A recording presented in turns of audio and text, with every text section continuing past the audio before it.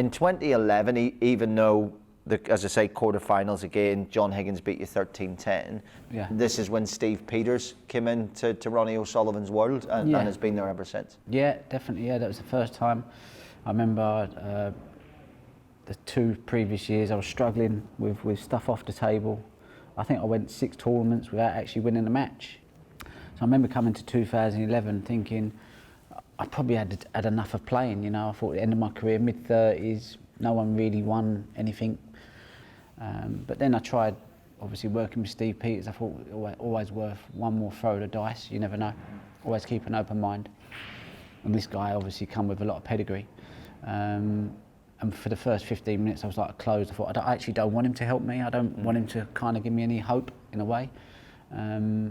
So I was kind of a bit closed, and then all of a sudden, after about 15 minutes, I thought, oh, this geezer's he's super intelligent, you know. I thought this geezer's, even if he can't help me with snooker, I'd love to come and see him once a week and talk to him for an hour, because he's fascinating, you know what I mean? I'm like, who is this fella? First thing he said to me is, I'm not going to tell you to be positive, he said, because that's a waste of time. And I went, I was like, wow. Brilliant. Right, where do we go from there then, you know? Like, if you're not telling me to be positive, like, what? There must be some sort of secret you've got here that you kind of works. And then he kind of like, when I started, and the great thing was, I would talk to him for an hour and I'd soak it all up, and I'd put my microphone on just in case I forgot what he says, and I'd write loads of notes. And he said, right, come back, and he said, write the questions down. And he always tells a story. He said, Ronnie, come back. He said, and he got this big notepad, and there was like 20 or 30 questions. And I just soaked it all up, and I knew that this worked for me. You know, every time I apply what he says, it's the best mental thing I've ever done in my life. When you beat Ali Carter again in the final, this to win your 4 of 6, 18-11, at 36, you were 55 days older than Dennis Taylor when he won in 1985. So the oldest world champion since the man himself, Ray Reardon, in 1978. Statistically, you were being backed up. And I wonder, even to now, do you fear being the over-the-hill snooker player? The guy who can't win anymore and can't give up playing, right? Because I think that must be your idea of hell. Yeah, absolutely, yeah. No, I definitely wouldn't. I honestly don't think I could accept sort of playing and putting that effort in and not getting, you know, at least having a chance of win tournaments. So, yeah, you're always looking for that sign as a sportsman, because no one wants to go on any longer than they really should do in many ways.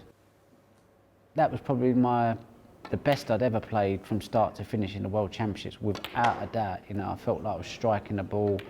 My cue action was absolutely on line, bang on point. You know, even the ball was making a different sound when it hit the back of the pocket. You know, so many clean shots going in, and that just builds so much confidence within you. And there was one moment in that World Championships where I thought, oh, this might not be going well. Against Neil Robertson, I think I was 5-3 down after the first session, but I recovered really well and ended up playing some fantastic snooker in that match and beat Neil. I don't know, it was 13-9 maybe.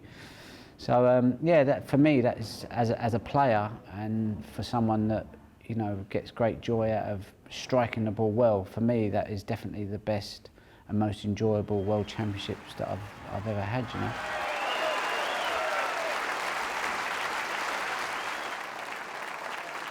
And a good place to call it a day, right? Good place to just say, that's it, cue goes up, and this is a year of no snooker.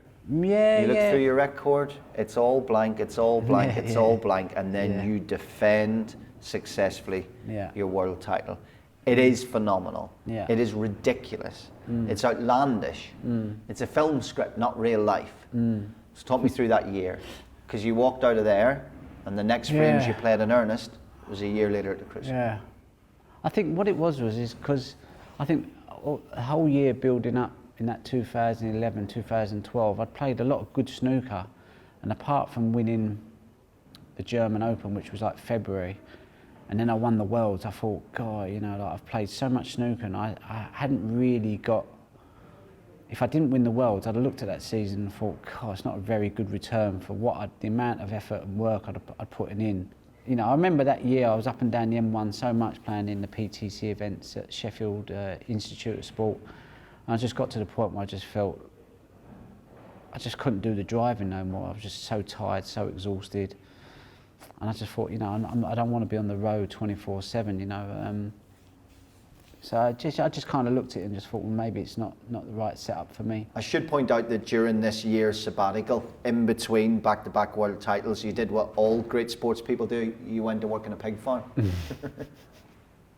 I've got to be honest with you, that was hell. But it Really? was all right. You said it was great at the time. It was great because there was no pressure, but actually when I got on pig duty, I went in there and it stunk, and they went, right, you got to do this and you got to do that, and I went, oh mate, you know. But for me, I wasn't getting out of bed till 11, 12 o'clock in the afternoon. I really got super lazy. Yeah. And I thought I need a volunteer job because I'm not doing a paid job where someone can tell me what to do. Like, at least I had the option to go, you know what, I ain't doing this. But that's not my makeup, you know. If I say I'm going to do something, I'll do it. So I thought I'd get the volunteer job. So like, there's the out cards of like, you know what, I'm not coming back tomorrow. How many days did you last? I've done about 6 weeks there. If I had been a top snooker player in that era, even if I'd have liked you before, I would have found it hard not to hate you. You'd been out for a year. I'd went all around the world. I'd practiced every day. I came into the Worlds in good form. Yeah, I know. And then this speech, after a year off, spent 6 weeks working in a pig farm, comes in and wins the world title and retains the world title. I only had about 6 weeks practice. You can see why that might grate. And I'd written my autobiography within that 6 weeks. So because I'd signed up to write the book, and I went, can't it wait till after the Worlds? I went, no, it's got to be released after the Worlds. So I went, I only got 6 weeks practice anyway. So I was actually spending 7 hours a day for 2 weeks with my mate Simon doing the book and fitting my practice in as well. So that was pretty cool. Yeah, that was a bit nervy because I thought I just wanted to devoted all my preparation time to snooker, but I couldn't, you know. I had a book to write as well, so it was a distraction sometimes quite good, I think. Right, there you go. So year off, write autobiography, win it, great.